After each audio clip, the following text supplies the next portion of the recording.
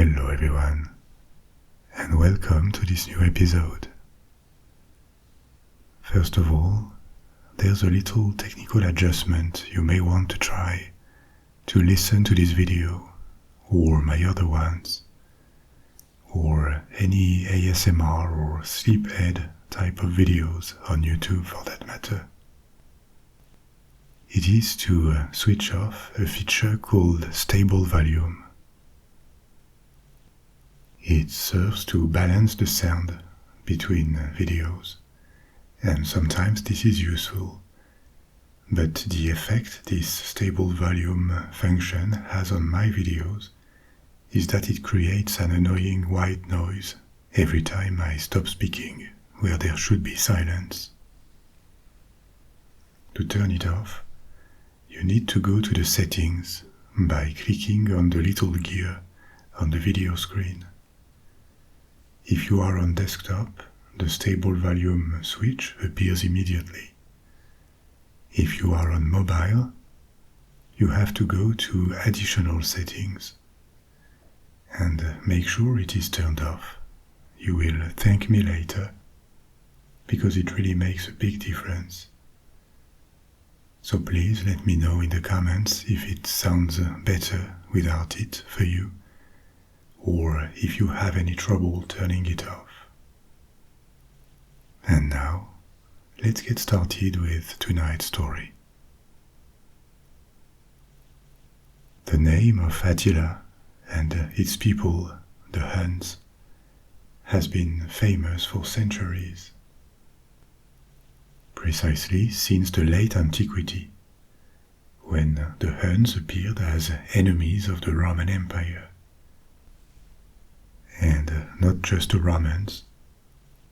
The Huns quickly turned into enemies of pretty much all the peoples they came in contact with, from Eastern to Central to Western Europe. As we will see, even before the Huns appeared in historical records because they posed a direct threat to Roman provinces, they had already had an impact across Europe, because their invasions were a major factor that pushed other peoples, especially Germanic peoples, to migrate in search of safer lands to the west, to the south. And this made them attack or get into the Roman Empire in search of a refuge. The Huns didn't have a writing system, and all the written records we have about them were written by their enemies in Greek or in Latin. Enemies who obviously didn't have a positive outlook on them. It is also true that the Huns were violent warriors and often cruel invaders, with a nomadic lifestyle based partially on predation, on looting and stealing, which could only clash with their neighbors, and which also contributed to their bad reputation. The Huns came to embody barbarism, the absence of civilization, and Attila became a personification of the cruel, merciless, and destructive leader in Western and Christian historiography. But behind this reputation, this image, what was there? Where did the Huns come from? What do we know of their culture, their society, or their worldview? And who was Attila? What was his life like? These are the questions we're going to explore tonight, with a historical talk that will take us to the last decades of the Western Roman Empire, a time of trouble, danger, and in many parts of Europe, of decadence of urban civilization. So we have a lot of things to go through, and this is going to be a long dive. Make yourself comfortable you certainly have tension in your shoulders that you can get rid of. And as usual, remember that you can always come back later if you fall asleep. We are not in a hurry, and this story is not going anywhere. So you can let go and fall asleep whenever you feel like it. We're going to start with the first stop of the time machine by the 4th century AD, when the Roman Empire was struggling to maintain or reconquer its lands. The time of its dominance all around the Mediterranean, and even beyond, was long gone at this point. Whether you measure Roman might by the economy of the empire, by its military, its infrastructures, or its expansion, the peak period was the 2nd century AD. Even past its peak of the 2nd century, Roman history was far from over. There would be civil wars, attacks from outside, periods of reconstruction that alternated. And the empire showed remarkable resilience during some periods, but it never recovered its past power. A widespread theory about the reasons of Roman decline, and there are certainly several reasons to it. Some are also external, but one of them is that its success of the 2nd century already carried the seeds of its future decline. Because several emperors that shined by their competence succeeded on the throne, from the last years of the 1st century with Trajan to 180, the end of the reign of Marcus Aurelius. Together, these rulers of the 2nd century are called the 5 good emperors, and under them the Roman Empire flourished. It consolidated its expansion and built a lot, while its prosperity reached new highs. But at the same time, these emperors gathered always more power in their hands, centralizing the empire to an extreme. And as soon as the empire fell into the hands of a fairly incompetent emperor, in that case Emperor Commodus, after the death of Marcus Aurelius, it appeared that the concentration of so much power, so much personal power, in the hands of an incompetent emperor was also a terrible risk. Commodus has one of the worst reputations of all ancient history. He was the bad guy in the movie Gladiator. So, with his reign, began a period during which the empire struggled to control and administrate all its provinces. The old tradition of factions trying to take control of Rome, led by ambitious generals, this did not take long to reappear. And on top of that, there were enemies on the frontiers that only waited for Rome to show signs of weakness. So, after this brilliant 2nd century, this period of the good emperors, the 3rd century was one of decadence for Rome and of major destruction. But the empire did not perish, despite this crisis of the 3rd century. It was finally reunified and reorganized. Along the 4th century, different types of political divisions took place or were tried. Not yet the division in 2 halves, west and east, which would happen by the end of the 4th century, in 395 AD, just after the appearance of the Huns in Europe. But the idea is that the Roman Empire in the 4th century just when the Huns were about to reveal themselves to the Romans, was struggling to preserve its heritage and frontiers. It struggled, but it was still a formidable power, economically and militarily, especially its eastern regions, which had been less damaged by the crises of the 3rd century: Egypt, Syria, Judea, Anatolia, Greece. At the time, one of the main external threats the Romans were faced with was the pressure from the Germans, from Germanic peoples, coming from Eurasia in waves.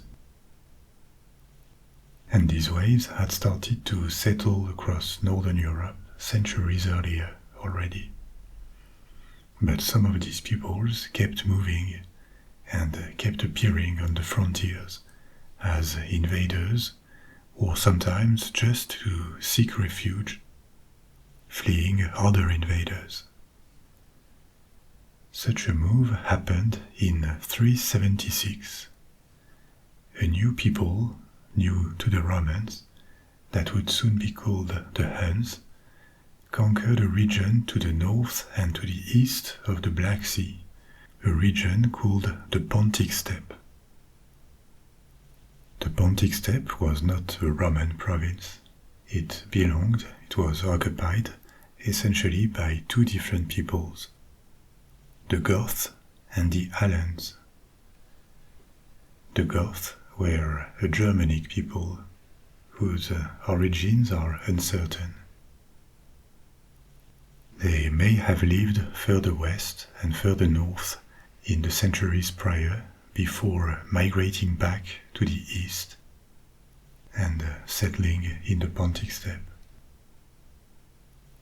In any case, by the late 4th century, many of them lived in this region when the Huns arrived, and the Huns subjugated them. However, instead of staying under Hunnic rule, part of the Goths, thousands of people, fled to the west and crossed the Danube River, seeking refuge in the Roman Empire. This didn't go without problems for the Romans, because these Goths quickly turned into invaders themselves. There were probably a few thousand Goth warriors, and 2 years later, in 378, there was a major battle at Adrianople in Thrace. This is today in Turkey, the European part of Turkey. And the modern name of Adrianople, or Adrianopolis, is Edirne. It is still a big city. For the record, these Goths that had fled Hunnic dominance would stay in the Balkans and occasionally ally with the Romans. Apart from the term Goth, maybe you also heard terms like Visigoths or Ostrogoths. What does it mean and where do these names come from? These Goths that had stayed in the Balkans later started a big migration under one of their kings, Alaric I.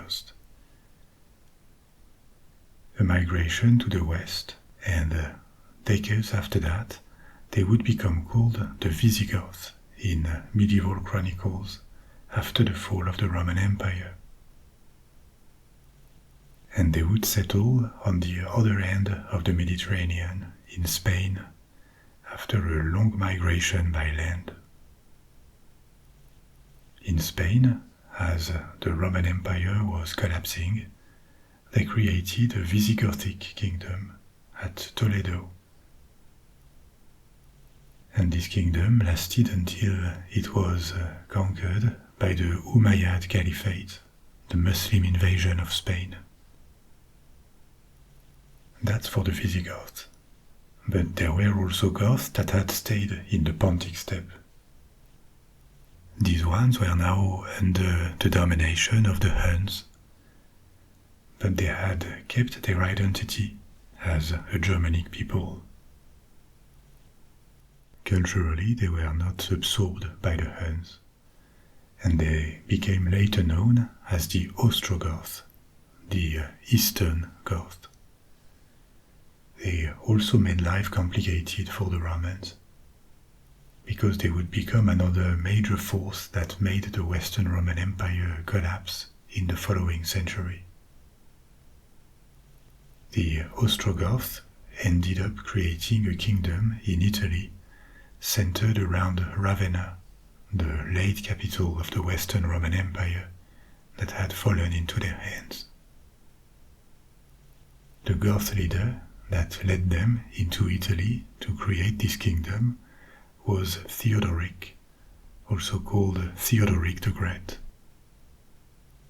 This Goth kingdom was shorter lived than the Visigoth one in Spain, because it was later reconquered by the Eastern Roman Empire, when the Eastern Roman Empire tried to recreate the ancient Roman Empire by reconquering the western part, starting with Italy.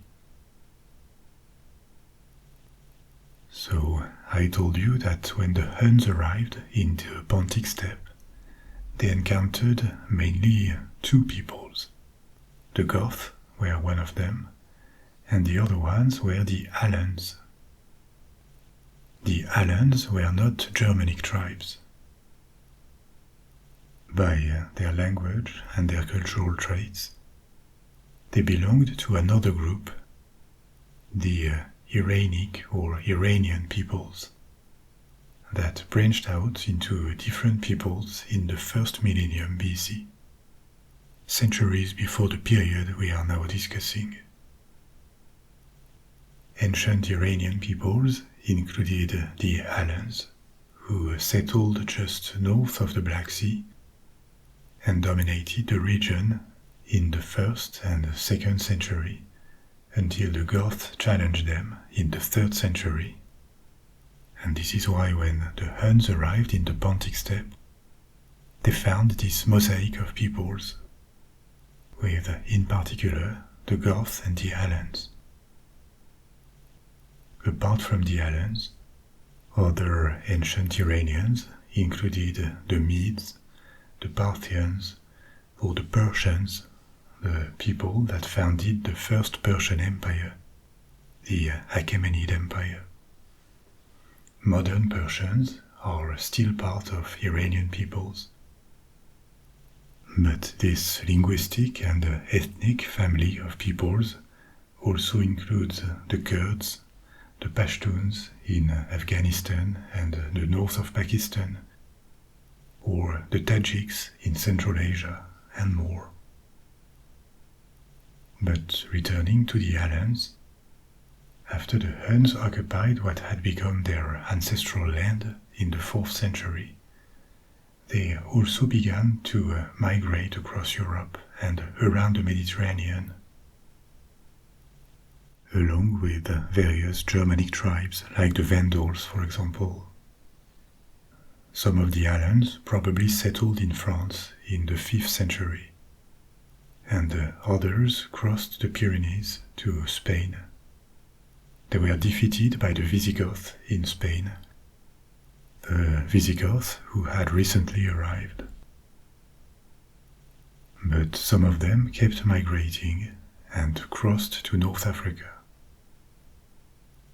So even though the Alans were culturally and linguistically not Germanic, they also became part of the so-called barbarian or Germanic invasions that contributed to the dislocation of the Western Roman Empire. Now let's return to the late 4th century and the arrival of the Huns. As you see, before they had even attacked the Romans directly, their existence and their thirst for expansion had had consequences for the Roman Empire via the Goths and the Alans. I told you that the Huns had appeared for the Romans in the years 370. They did not immediately attack beyond the Pontic steppe. For about 20 years, they stayed in the region they had just taken, having few contacts with the Romans. We don't really know why they were not more active than that during these 20 years. We can assume that maybe they had internal feuds or other enemies, other problems that kept them busy on other fronts. But the truth is we can only guess because there is no solid information about that. What we know is that this completely changed in 395, just at the same time as the Western and Eastern Roman empires were established. In 395, the Huns launched their first large attack on the Eastern Roman Empire, and this one would hurt. Before we follow the invasions of the Huns, let's take a little look at who they were, where did they come from, and why did they attack other peoples like they did. There is a consensus among scholars that the Huns came from Central Asia, and in the 4th century they migrated to the west, which is when they settled temporarily on the northern and eastern shores of the Black Sea in the Pontic steppe. This eruption of a new people from Asia was not necessarily a big surprise for the Romans or the Greeks. The Eurasian steppe, or the Eurasian steppe belt as it is called, was like a matrix in antiquity and even after for peoples, generally nomads, that migrated away from it. And this steppe is gigantic. It stretches from the north of the Caucasus all the way east to Mongolia. When they launched their invasion, almost 1,000 years later, in the Middle Ages, the Mongols, led by Genghis Khan, came from the same huge steppe. But long before the Mongols, in the first centuries of our era, these nomadic peoples were not just a threat for the Romans. There were 3 major empires in Eurasia. Apart from Rome in the west, there was obviously China in the east, the unified China of the Han dynasty, and in between there was Persia, the Parthian Empire. The Parthians were arch-enemies of the Romans, and they had established a new Iranian empire that had replaced the ancient Achaemenid Empire, destroyed in its time by Alexander the Great. But the point is that these 3 very large and powerful centralized states were challenged, regularly attacked by peoples coming from the steppe, or by the peoples fleeing these nomads from the steppe. I'm telling you this just to illustrate that the migration and invasion of the Huns and its consequences on the Roman Empire should also be seen as one aspect of a broader phenomenon that had consequences from China all the way west to Western Europe, and during centuries, basically from antiquity to the late Middle Ages. On the Chinese side, for example, the construction of the Great Wall in the north of China was initially a response to these incursions of nomads coming from the steppes. But obviously it doesn't mean all peoples of the steppe were the same.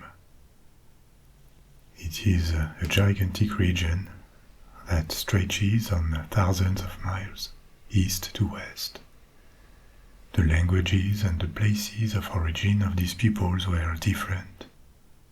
They are also often uncertain for these antique peoples of the steppe, because we lack sources about them. They were recorded only when they showed up on the frontiers of China, or the Parthians, or the Romans, or when their raids could threaten trade routes like the Silk Road. And for the rest, only archaeology and oral traditions, sometimes genetics more recently, give us information about them. And it is not that much, because it was a long time ago, and being nomads, these people did not build much. So, what was the place of the Huns in that context? An old theory that was first imagined in the 18th century is that the Huns would be related to the Xiongnu, a confederation of tribes that came from Mongolia, from the Mongolian plateau. For centuries, the Xiongnu faced the Chinese Empire, the empire of the Han Dynasty. Intermittent wars and raids opposed the two sides until the late 2nd century AD, when the Huns finally defeated them for good. But a northern branch of the Xiongnu retreated to the northwest, toward Central Asia, and could have continued to migrate to the west until appearing north of the Black Sea several decades later. There is no consensus around this origin, because comparisons of crafts by the Xiongnu and the Huns do not necessarily point to a very close cultural relation, and direct proof that the Huns could be descendants of the Xiongnu is not available.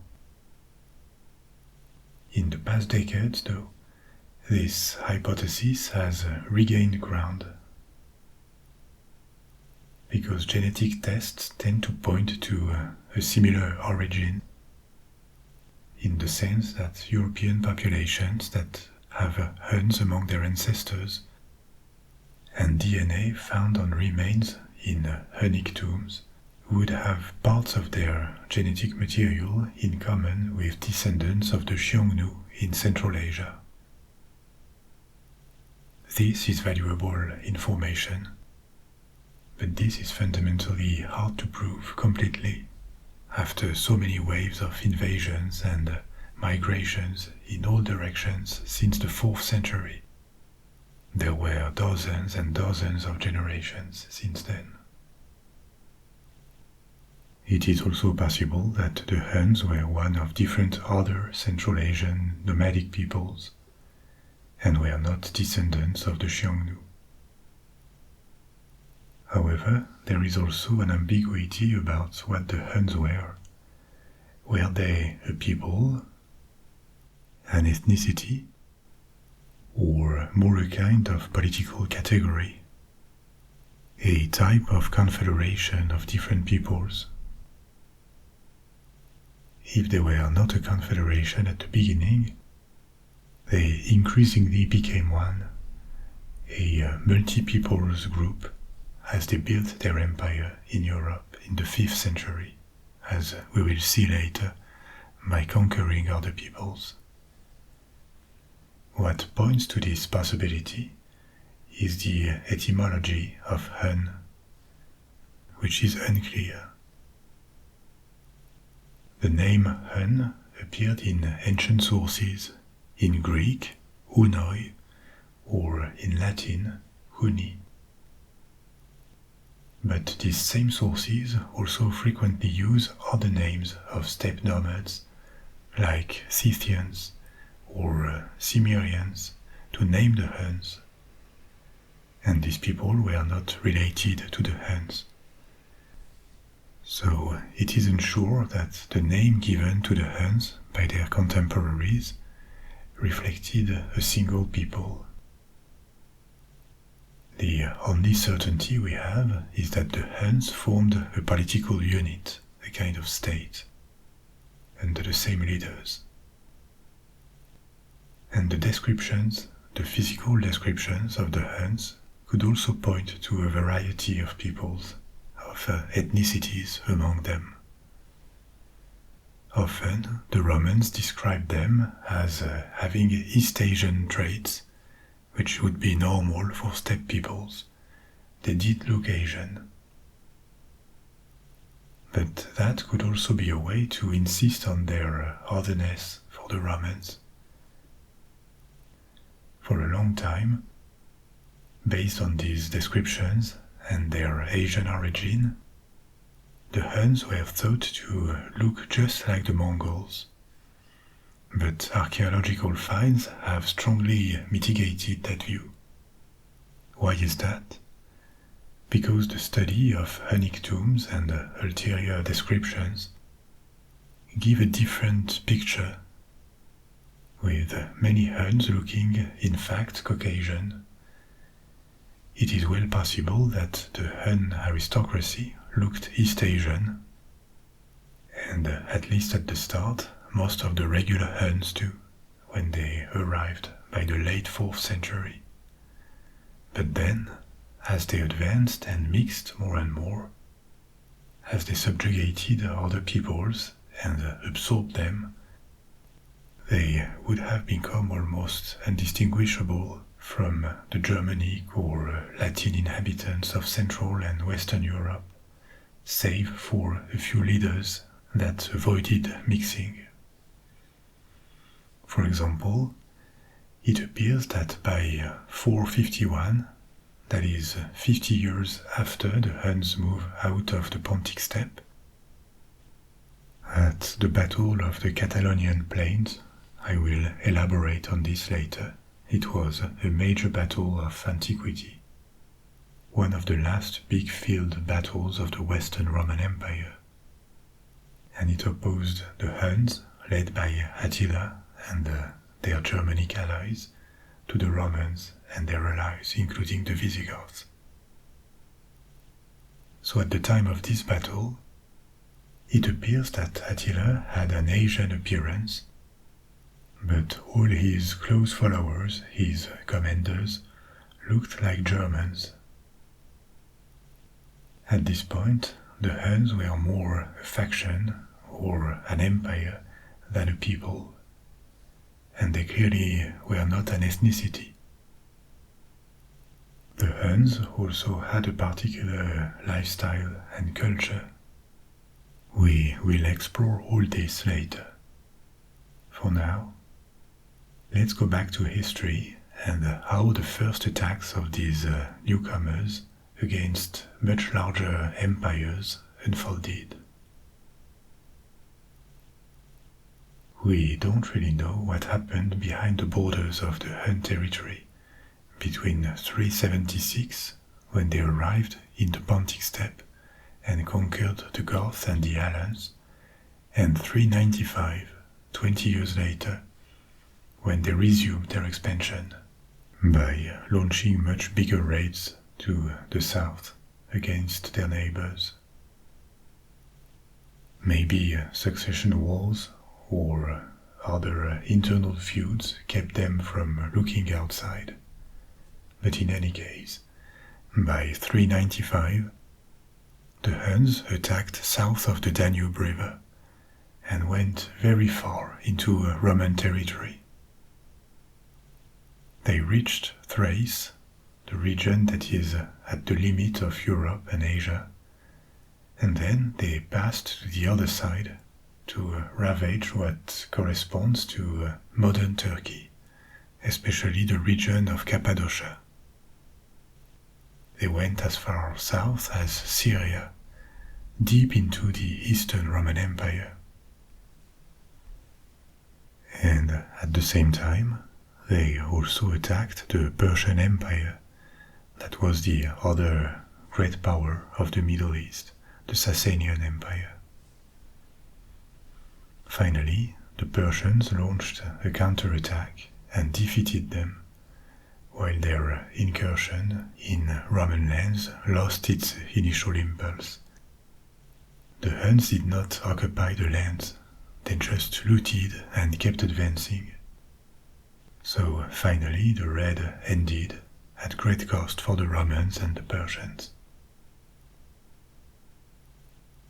5 years after that, around 400 AD, appears the first recorded Hun leader, a man, a king, called Uldin, Uldin.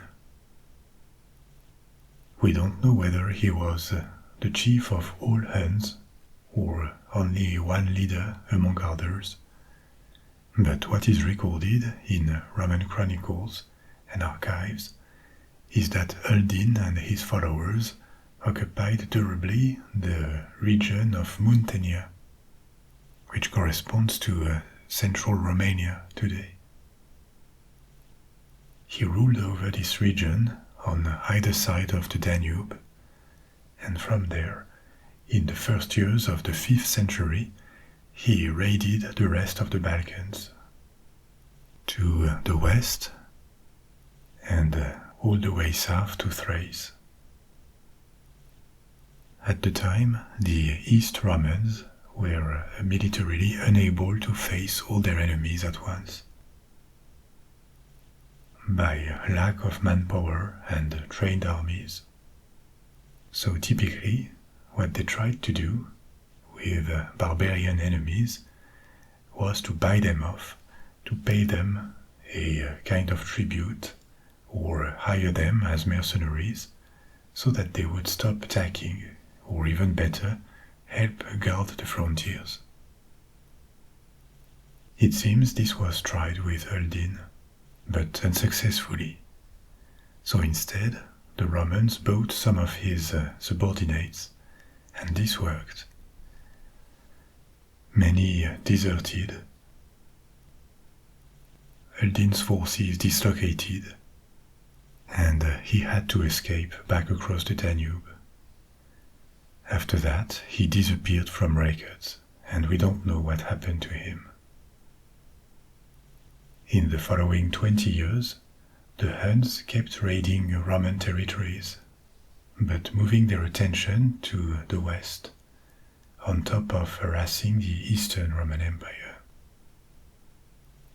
This Hun pressure turned out to be too much to be addressed militarily, and so the two halves of the Roman Empire sought diplomatical solutions, agreeing to pay tribute and cede lands to make the Huns stop their attacks. The Eastern Roman Empire signed the Treaty of Margus that fixed a high tribute that the Romans would pay annually and give the Huns trade rights. At the time, on the western side, military and diplomatic power was in the hands of a man called Flavius Aetius. For about 20 years, from 433 to 454, he was the strongman of the Western Roman Empire, or what remained of it. And his attention was put on keeping in check the barbarian peoples on the frontiers to prevent further dislocation of the empire, which he did successfully for some time. And to deal with the Huns, he had to abandon them the entire province of Pannonia, which roughly corresponded to the west of modern Hungary. In the years 430, new Hun leaders appeared in Roman records, including two brothers who were also kings, Regilla, also called Ruas, R-U-A-S, and his brother Octar, O-C-T-A-R. It is believed they shared leadership over the Huns, possibly with a geographical division. Regilla ruled over the eastern Huns, and Octar the western Huns in the years 430. they had two nephews who were also military commanders under them, Attila and his brother Bleda. The two young warriors had been the victors of the Eastern Roman Empire. They had forced the Treaty of Margus that I mentioned before. This treaty that increased the tribute paid by Constantinople to the Huns to make them stop their attacks. In the years 430 and 440, until the death of Bleda in 445, the two brothers acted together and resumed hostilities against the Eastern Roman Empire successfully, forcing another treaty in 443, one that was even more advantageous for them. Again, we don't exactly know what the internal political life of the Huns was like. But what is established is that by 445, after Bleda's death, Attila became the sole ruler of all the Huns. He didn't share his power anymore, like his uncles had, and he would lead the Huns into almost a decade of conquests and destruction.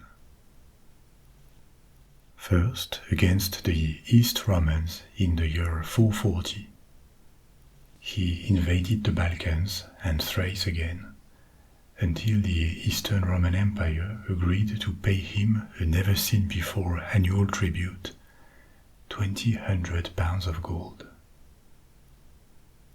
While they did this, the Huns kept relatively good relations with the Western Roman Empire, that they left alone to avoid war on several fronts. But this changed after they had signed peace with Constantinople. There were internal feuds in the reigning family in Constantinople at the time under the Emperor Valentinian III, especially around the sister of the emperor, Honoria, who participated in various plots or feuds to gain power and influence, but unsuccessfully. She ended up sending a ring to Attila and requests his help to free her from a forced marriage to a senator. This offer is often considered to have been a marriage proposal, to which Attila responded positively. He claimed Honoria as his bride, and also half the Western Roman Empire as dowry. You understand it. This was just a pretext to return to war with the Romans and take more from them. This time with his eyes set on the western half. At the same time, a dispute arose in Gaul about the rightful heir to a Frankish king. The Franks were another of these Germanic peoples who had settled within the Roman Empire, and were in fact autonomous from it, even though Gaul was still officially part of the Western Roman Empire. So these were pretexts to go to war, and we can safely assume that if Honoria or this succession issue among the Franks had not existed, Attila would have probably found other justifications. By 450, when these events unfolded, he ruled over a Hun empire that had become larger and more populated than ever before. Its frontiers were a bit blurred, but its zone of influence stretched from Crimea to the east to Bohemia and the south of Germany to the west.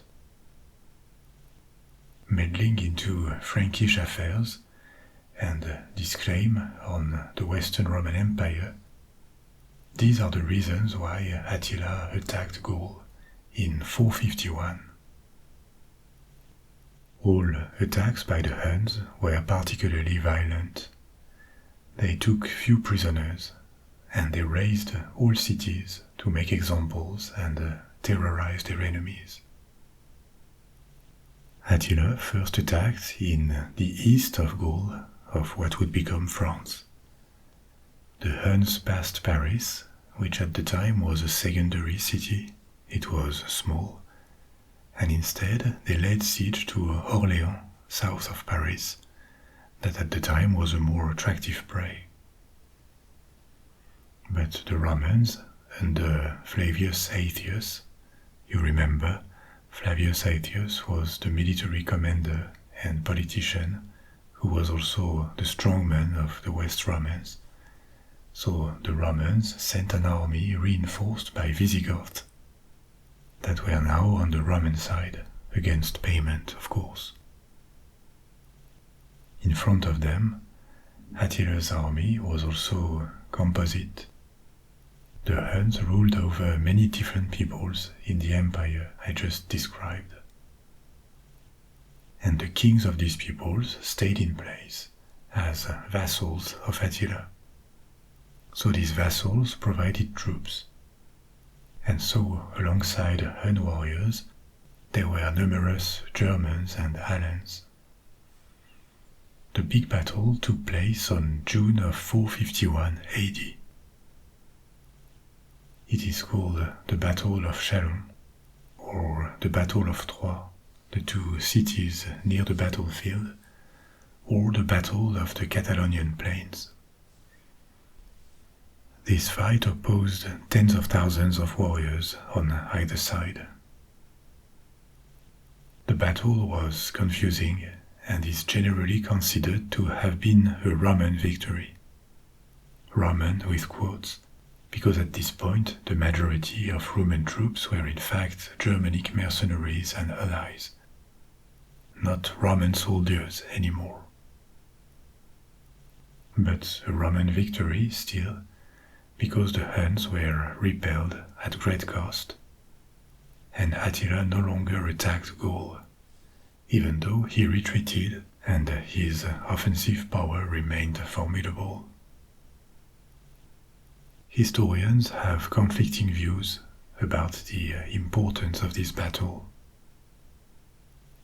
Some see it as a decisive or very important event, because it gained a respite to the Western Roman Empire, extending its existence, and it also preserved the Frankish kingdoms of Gaul from annexation by the Huns. But on the other hand, the Hun threat was not destroyed at all, it was just diverted to another region. The following year, Attila renewed his claims to Honoria, the sister of Valentinian III, and to Western Roman territories. And to put weight behind his claims, he crossed the Alps with his army and devastated northern Italy, dangerously close to the most vital regions of the Western Roman Empire. Here again, like in the Balkans, in Central Europe or in Gaul, destruction was systematic, and Attila only increased his reputation for being merciless. The Western Romans sent envoys to negotiate and prevent the sack of more Italian cities, including possibly Rome. They had to offer always more concessions to Attila, whose army was progressively losing its impulse after months of campaign. And at the same time, in 452, Attila planned on attacking the East Romans again, because the new emperor, the successor to Valentinian III, who had just taken the throne, had stopped paying tribute. So, for now, the Huns decided to pull out of Italy, leaving once again a trail of destruction behind them. In 453, Attila was about 47. His exact date of birth is uncertain. 47 was a respectable age at the time, but he was not an old man yet. However, in circumstances that are unclear, he suddenly died in 453 during a feast, possibly due to a nosebleed or a hemorrhage that couldn't be controlled. Maybe he choked on something, or it was internal bleeding. We don't know the exact circumstances, but it certainly was a surprise death. And one that the Romans, east and west, certainly received with a great deal of relief. The Hun Empire only existed and stayed united under Attila's authority, and thanks to the fear he inspired. As soon as he had gone, and with no successors having the same aura he had, the Hun Empire fell apart. It seems that various Germanic vassals allied against the cultural Hun elite, and a confused civil war quickly erupted between factions, effectively paralyzing the Hun state and making it explode. Attila's prestige remained, though, and in the following decades, many chieftains claimed to be his descendants in Central Europe, in the Balkans or in the steppes. But the Huns never re-emerged as a people, and in a few decades they were absorbed by other ethnic groups, such as Germanic peoples or the Bulgars. What do we know of Attila as a person? Very few things, actually. His military actions are well documented, so is his diplomacy, but we have very few testimonies, we have no portraits, and the few ambassadors or travelers who claimed to have met him were not always trustworthy, either because they could lie or because they had big biases. That was the case of all the Roman envoys, for example.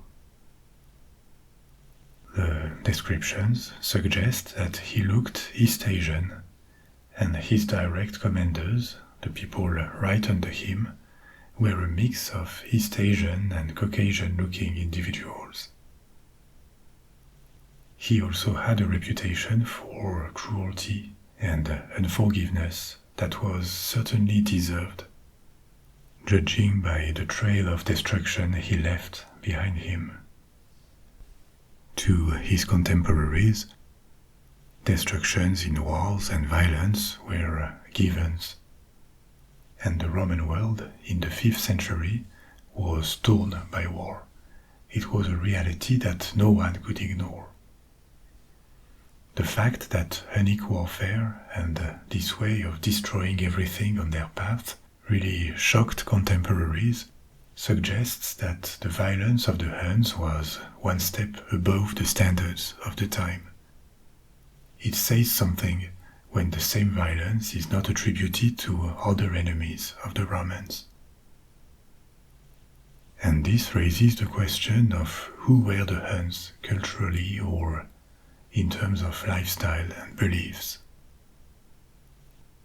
Why the inclination for warfare and extreme violence, even considering the standards of the time?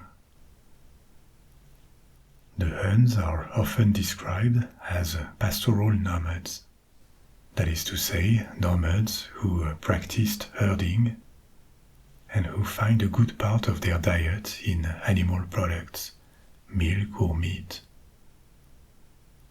All ancient sources deny that they cultivated anything, any plants, but there are doubts about it. First, because life only from herding is not sustainable.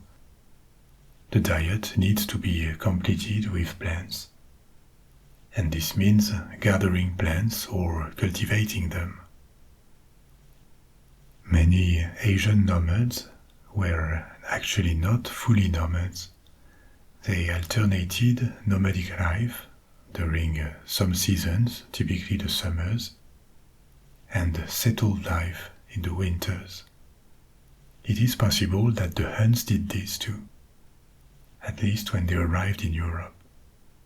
And after that, their life may have become more settled as they were influenced by the peoples they subjugated. The need for agricultural products may also be an explanation for their aggressiveness. They would have needed to take what they did not produce by themselves. Either they were fully nomads or semi-nomads.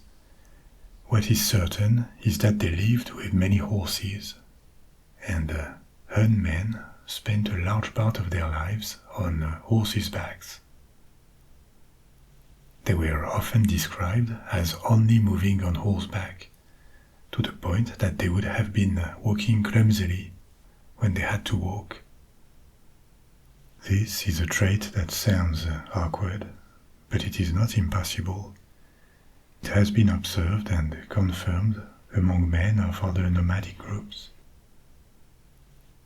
It is unsure what breed of horses the Huns used.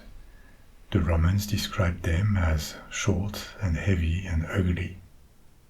But as most Roman depictions of the Huns are clearly negative, it is hard to tell. Of course, a people cannot be reduced to its warriors and their horses. They also had women, children, or the elderly, and these traveled in wagons that supposedly also carried their tents and their possessions. There were Hunnic crafts. They made their own clothes. They had their religion, even though close to nothing is known about it. They were described at a time when Christianity had become the state religion in Rome and in Constantinople. So they were seen as pagans. The nature of their beliefs or their gods did not really interest the Romans. It is possible that they had shamans, and they probably worshipped a war god, but we don't know more than that. All this to illustrate that the Huns had a material and spiritual culture, and could not be reduced to barbarians. But it is a fact that in their lifestyle, the cult of strength, of warfare, a high degree of violence against their enemies, all these things were at the center of their lives.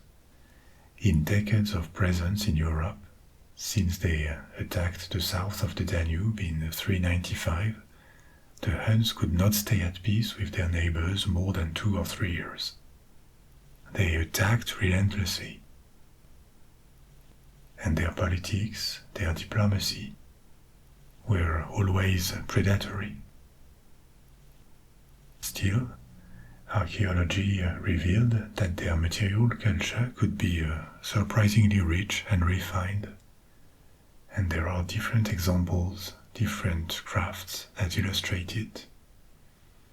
They made cauldrons with bronze. Their clothing was elaborate and used different materials. Hunnic art is also surprisingly delicate in the decoration of jewelry or weapons. It used a lot of gold, which is not surprising given the enormous tributes the Huns obtained. And the techniques are from Asia, with very delicate ornaments or cloisonnés. That is to say, this technique with little compartments made with thin metal walls, compartments that can be filled with something, often a colorful animal.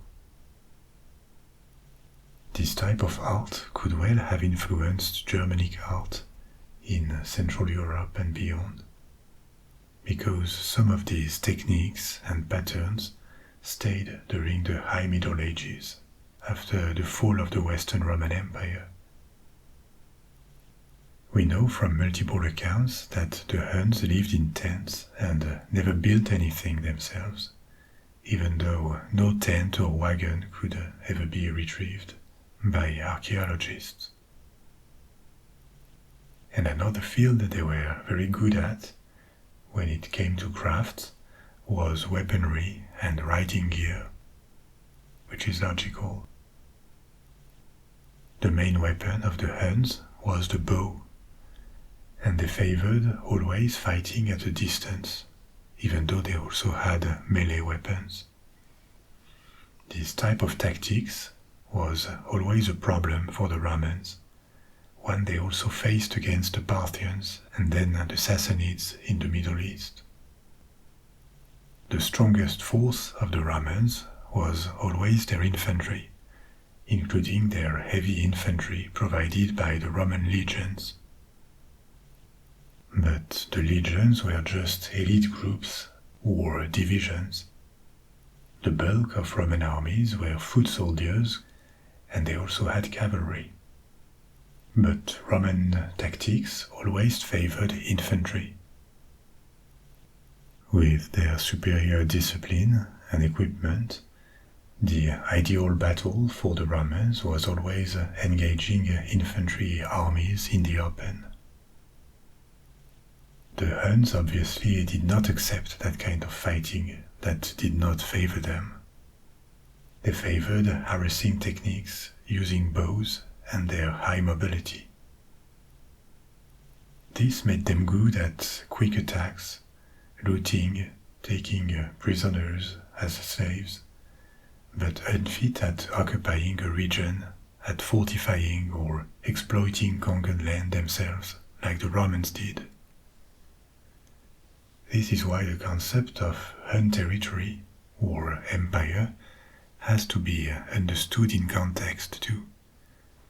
It is hard to say what were the frontiers of the Hun Empire at its peak under Attila, because it worked more like a kind of halo. There were lands near the center that were clearly under Hun domination, and around them a zone of influence occupied by vassals that were more or less reliable. They tended to be less and less reliable, and Hun influence decreased as the heart of this empire was more distant. So it is true that Hun influence extended really far. At one point it included Germany and as far north as the Baltic Sea. But these regions were not really occupied. They were under a vague Hunnic influence. This is a very different type of state in comparison with the Roman Empire. When a province was part of the Roman Empire, that meant an administration, cities, governors, troops that were fully Roman. The political organization of the Huns was very different and much looser. So I was telling you that following Attila's death, it all went downhill for the Hun Empire, and the state collapsed in a matter of years. But the consequences of this push into Europe lived on different levels. The Huns had weakened the Romans further, especially the Western Empire that was ravaged in Gaul and northern Italy. And also the movements of the Huns had pushed other peoples to migrate and contributed to the dislocation of the Western Roman Empire. It is always possible to imagine what-ifs, but it should be noted that at the beginning of the 5th century, when the push of the Huns really began, the Western Empire was far from dead. It was in trouble on different fronts, yes, but it was still a formidable state that tried to reform its military, to absorb and Romanize Germanic peoples, and adapt to the new situation it was in. We don't know what would have happened without the Huns, but maybe the history of the Western Roman Empire could have been very different. with the Roman state in the west maybe surviving much longer. The Huns also left a mark on Christendom in the Balkans and Western Europe. They were seen at the time, and even more after they had disappeared, as the personification of the cruel, barbarian pagans, to which Christians fell victims. And indeed, that was the case in eastern France or northern Italy or the Balkans. In cities like Orléans, Metz or Reims in France, or Modena in Italy, there are stories of local saints that would have saved their cities from the Huns thanks to their prayers. These stories are certainly often legendary, or at least exaggerated, but the important thing here is that the Huns gave to early Christianity in these regions an archetype of cruel pagans that only spread destruction and suffering, whereas the Christian faith protected the weak and defended a peaceful, cultured, ordered lifestyle. Another ideal or model of society that contrasted with this violence. There were many Christians in the regions attacked by the Huns, but inside the Hunnic Empire, most of the population was still pagan, and the Huns also left a mark in Germanic myths and legends. In the 5th century, we are still centuries before the Christianization of most Germanic tribes in Northern Europe. The Huns and the character of Attila entered Germanic folklore and the Germanic body of myth.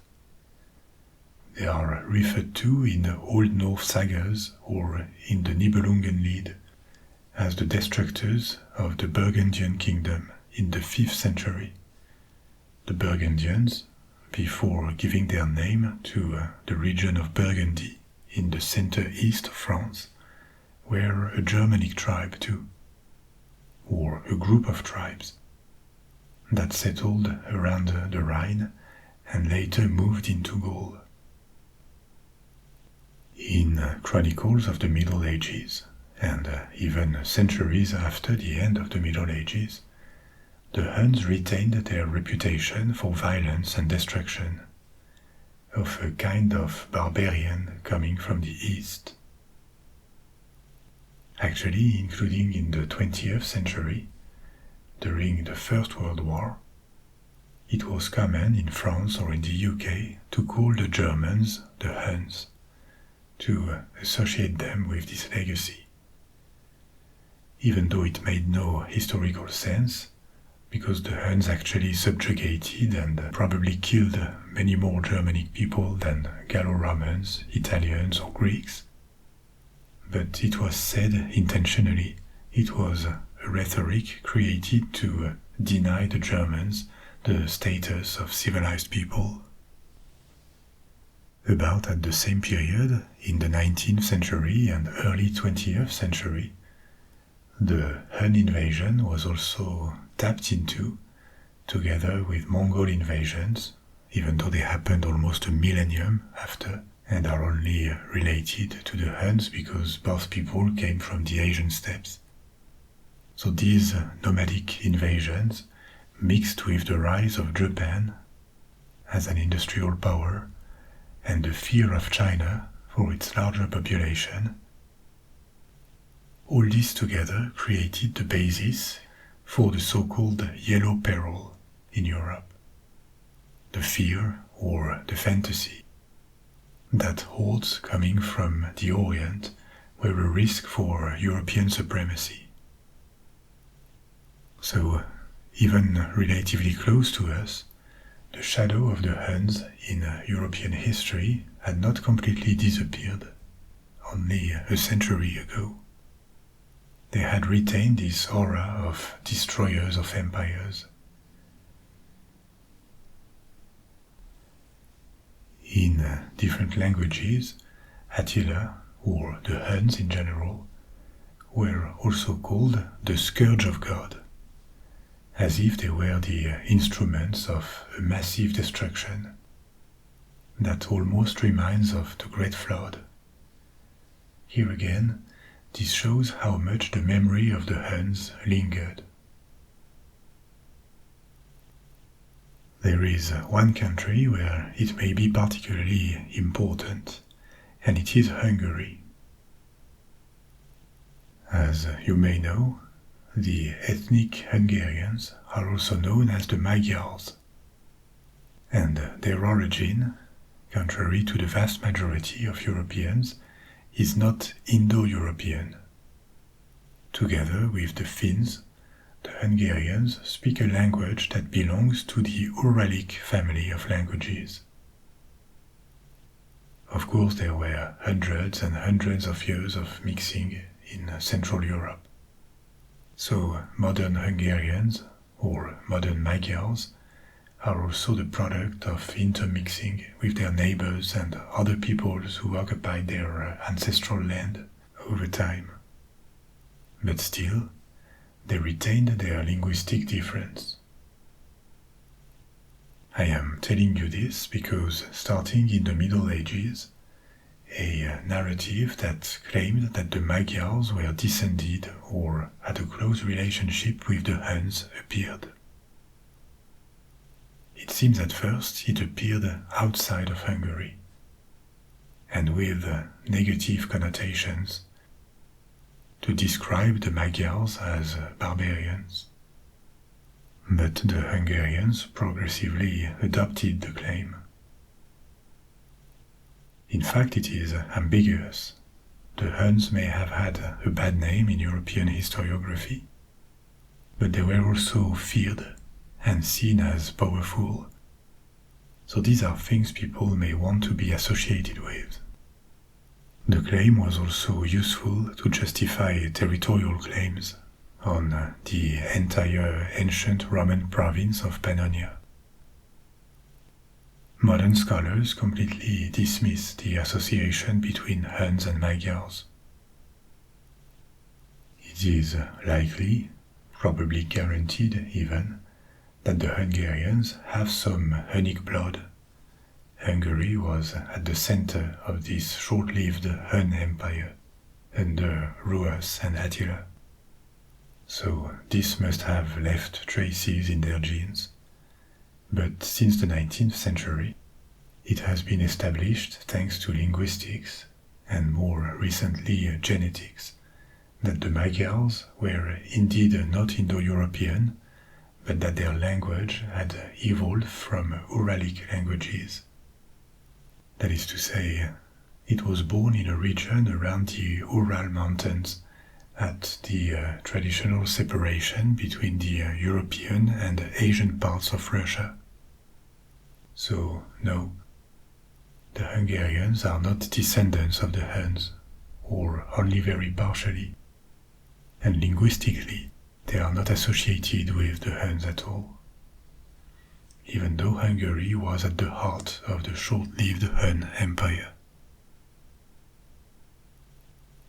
There would be many more things to tell you about the period, but we will explore all this in future episodes as I tell you about the High Middle Ages, the so-called Dark Ages, this period of several centuries that followed the fall of the Western Roman Empire. We will have episodes about this in the coming months. In the meantime, sleep well, sweet dreams, au revoir.